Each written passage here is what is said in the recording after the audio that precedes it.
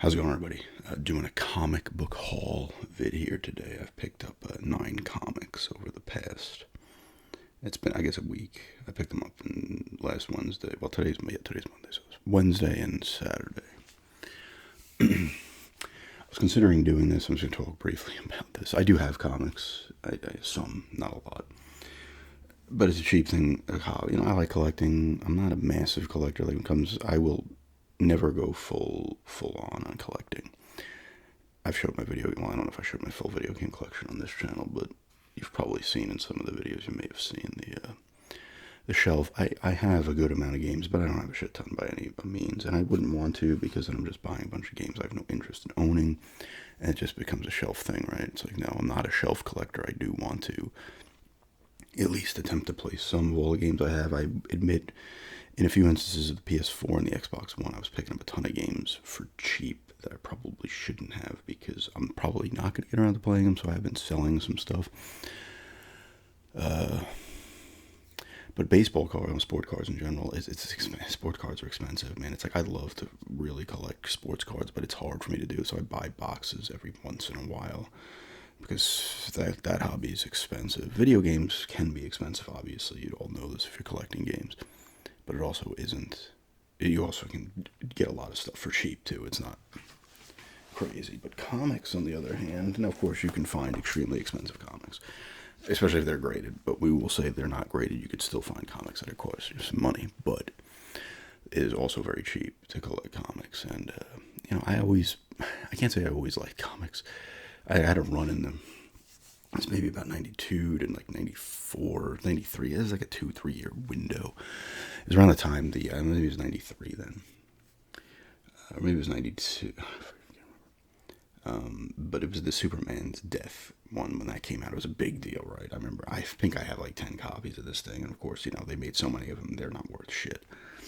But people were going nuts for that, and I was getting the comics leading up to it, because there's other ones that had Doomsday in it as well, like Justice League, when he beats the shit out of them, and then there's other ones as well leading up to the final show. I think it's like over maybe 2. Is it over 2 comics where him and Superman are fighting? I can't remember.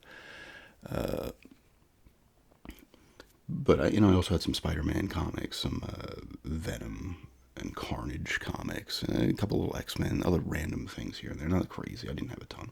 And then my dad had a bunch of his apartment years ago that I grabbed, which I showed in a video on my other channel. But that's like, I gave a bunch of my comics away too to somebody, so I still do have some though. But anyway, I figured, you know what? Because they have a ton of the Antiques and Geeks here in town. Has a bunch of comics, and antique places in general typically will have them. We went to one in Mount Pleasant here in North Carolina. I think it was the White Owl Antique Mall. They had a ton, and I was considering getting them there because it was like 10 for 15. But I was like, maybe another time. And then I'm like, I really should have got those.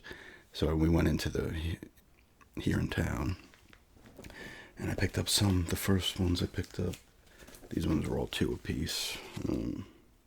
So 5 cents more than they originally sold for, but they are all... The Astonishing X-Men. This is Enter Now, the Age of Apocalypse. I would have assumed, well, we'll say something else on the next ones I'm showing, but what do we got here? Magneto, Rogue. I'm pretty sure it's Sabretooth. I don't know every person. I do like the X-Men. That looks like Storm down there. Maybe this is Iceman. I don't know. It looks a little like it depends on who's doing the drawing of these comics. So the characters might look a little different. But anyway, they have different sets of these apparently too, where it's like Weapon X ones with Wolverine, and then other ones with other characters. I don't know if they all intersect, but pretty cool artwork though. Like I said, $2 a piece. You can't go wrong. This is the second one. These came out in 95, I believe. This one I think that's straight Sabretooth. I don't know who this is down here. This is number 2. The cat is using the pan. I apologize. She will make a ton of noise. And that's been the back closet where her thing is. but if you have cats, you know they pretty loud in there. Here's number 2. What are you doing? She's actually going to the vet today for a checkup. Here's number 3 later today. So you got Rogue again. I don't know if they're supposed to be Sentinels or something else. See, here it says after Xavier, so I'm assuming Charles Xavier, Professor X, is dead at this point. And Apocalypse is in control. Here's the 3rd one. Once again, pretty cool artwork. I think they had an Uncanny X-Men set as well of these. And here's the 4th one. So this one really seems to be featuring Rogue and Sabretooth and some of the others. I don't know if they end up teaming up, the good guys and the bad guys, to fight the greater evil type thing, or what. Like I said, I haven't looked through these ones yet. And they're all in pretty good shape. I mean, you're not expecting the world, right? It's nice to get them in these. I need to buy some of these kind of cardboard backs and these plastic sleeves, because the other comics I have are not in them. At least some are, I believe.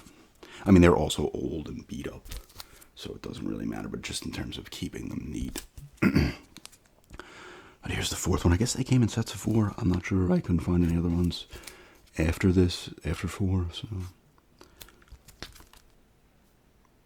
It's also boring today. I really want to cut the lawn this week because we're going back to New York for a wedding and stuff, and at the end of the week, and I'm like, I need this. I already was letting it grow so I can cut it, so, you know, it's not as long of a time period when I get back. Now it's going to just keep raining all week. It's going to be a freaking disaster when I get back. It's going to take like 10 hours. And these next ones I picked up on Saturday. I can't believe I didn't see these the first time when I got the X-Men ones. I was looking through, you know, because I was kind of just going through like 10 at a time, looking for something that was interesting. There's a bunch of Star Wars ones, High Republic and stuff, and some G.I. Joe comics, but not ones I'd be interested in. I do have some older G.I. Joe comics, but there's an X-Files one, but I can't remember what, because there was a lot of the boxes with a lot of comics in it in this place. Like one booth is like specifically just comics, and there's some higher price titles and like a couple $20 ones and stuff. And then this other one's kind of just towards the front. There's just a bunch of things, and they range from anywhere between $2 and like $5 I saw. So, but anyway, I did see all these. There are more of these that I hope are still there when I come back that I can get, but they are Buffy the Vampire Slayer comics. Here's the first one I got. It says "We Are the Slayer" on the top. I'm pretty sure this is Buffy. Well, that's Buffy. I'm pretty sure that's Faith, I believe, from the show. This is Boom Studios. Buffy comics were coming out for years, even probably like right at the beginning of the show as well. The Dark Horse Comics, and I guess Boom Studios now makes them. But I like the artwork on this one as well. These ones were $2.20. I went up 20 cents. I don't really want to spend more than $3 per comic. I always set like limits on myself. But that's kind of cool. I like the artwork here. This is number 33. Like, I couldn't find anything lower than like, and I didn't pick it up. I think it was like 21. Was it? Did I pick up? Yes, it was. I didn't want to go nuts. I picked up 5. I should have just grabbed more of them. I don't know why I didn't, but hopefully they're still there when we get back. But pretty cool there. Some of these ones, not this one, have a little spine wear to them, which, like I said, I don't mind. These are not. I'm not buying 2 comics for $2.20, and they're worth $50. You know, they're pretty much worth what they cost. Maybe if you bought them on eBay, you'd be paying some shipping, so you'd be paying a couple dollars more. But they're not. These are not profit-making things. But here's another We Are the Slayer one, number 34. This has more of the Slayers on there. See, I'm assuming this is Willow. No, wait, sorry. This one's Willow. Some of these look familiar, these people. Well, these characters. These are drawings. But I remember it was the last season of Buffy. They introduced a lot more Slayers, and some of these might be those characters, but I cannot remember. Still, once again, cool artwork on this one. We are the Slayer. She is the Slayer. the beginning ones. Funny enough, I saw some episodes of Buffy when they aired back in the late 90s, early 2000s. And I saw some reruns, but I didn't get like fully into watching all of it until like later on, like maybe like 2008, 2009 or something. And I was never into Angel, the spinoff with Angel. I think Cordelia and Spike ended up making it on that show, I think after Buffy was done. And here's some other ones that are 20. These are 23, 24, and 25, but these are Ring of Fire. I guess a lot of them have a little kind of thing to it. Or these, actually, one of them doesn't. These two are Ring of Fire. So I don't know if they were just doing it in sets of 2 or 3, per thing. But this is number 23. Pretty cool as well. I assume these are I don't know if these are the artists here or the writers. Obviously, it was created by Josh Whedon, but I think he might have only maybe wrote a few of the comics back in the day.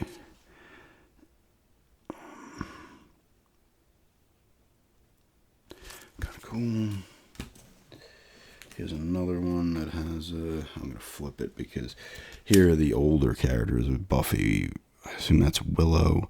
That might be, no, because she would have died. Who is that? The one that, here's Xander, and he'd lost his eye in, I think, the last season. One of the last episodes. Maybe there's Spike as well, but, what was her name? Anya or something? She was a demon. She ended up, she died in the last episode, though. She was with Xander. See, I don't know if that's supposed to be Buffy up top, too.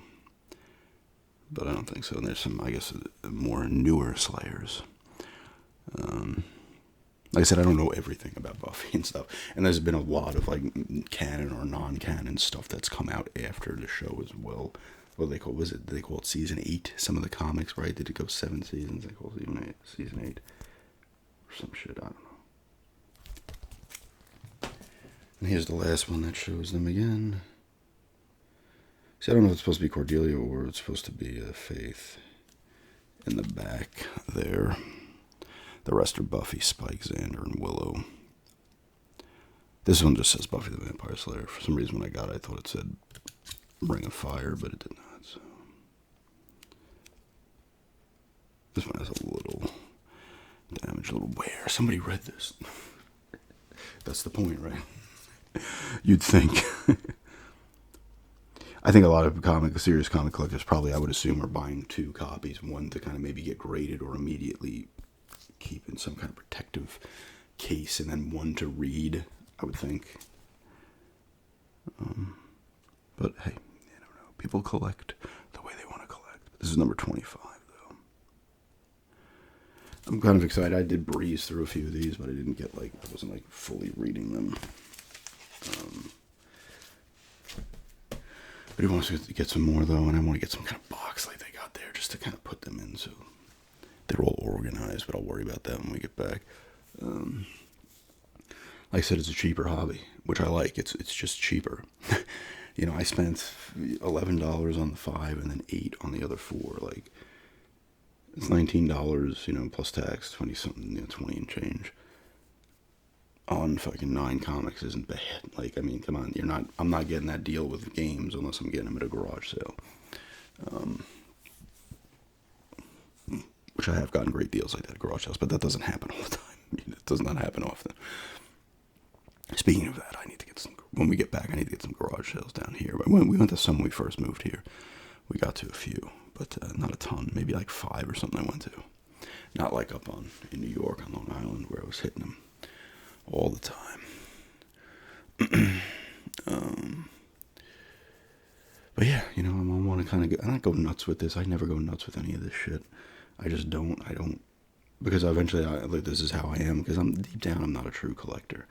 I like having a very small collection of things, but I'm never going to go full. I need thousands of games. I need thousands of comics. I need thousands of sports cards, Although at a point when I was younger, I did have that many cards. But even with these, though, these are cheap and they're interesting to me. I'm going to only get stuff. I like the X-Men.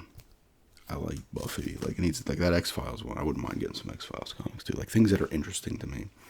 I would pick up. I'm not gonna just start buying things I'm not interested in, like Iron Man or something, or the Avengers, or yeah, I probably would get some Batman. Batman's always fun, or just ones I'm not.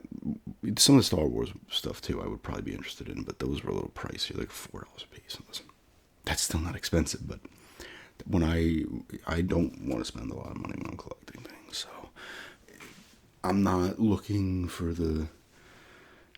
Especially when it comes to video games, like there's plenty of games that I would love to have that are over $100. I'm not paying that much for them because I don't. It's not worth it to me to do that. I think the most expensive I paid for a game in my actual collection is the Fatal Frame 3, the Tormented on PS2 that I bought new off of Amazon for $50, and it sells for like 100 used now. I should have, and I was. They had all three of the PS2 ones on Amazon, and they didn't have the two, but the first and the second one did eventually come to Xbox as well a little bit after. They never got the third one though. But those first three, they had them all on Amazon, and I think they were all $50 new. And I was like, I bought this was 2020. I bought Fatal Frame 3 because I had not played that one. And I was like, you know what, I'm going to pick up one of the other ones, and I never did. And then all of a sudden, they were like $100 new. I was like, oh, well, should have got at least one more. Because I'd be willing, when it comes to Fatal Frame, I'd be willing to maybe spend the $90 to get, and it'd preferably be on the Xbox, those other two, Crimson Butterfly and the first one. But I'm not going to do it, because I can get another 7 games, Xbox games for that price. Like, I'm more, and this thing is, it's not quantity over quality, because I can get quality games for much cheaper than I can get Fatal Frame for, and some of which would be better. But the problem is survival horror games these days, especially the older ones, are extremely expensive. And that isn't even expensive. We're not talking Rule of Rose, Kuon, Haunting Ground that are freaking like... Kuon, I swear back in 2009 was like a $10 game. And all of this, that's like a $900 game. Like, what the...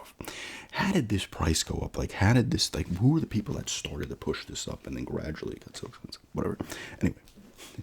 Just a comic haul video today. Some X-Men and Buffy. And thanks for checking this out, and have a good day.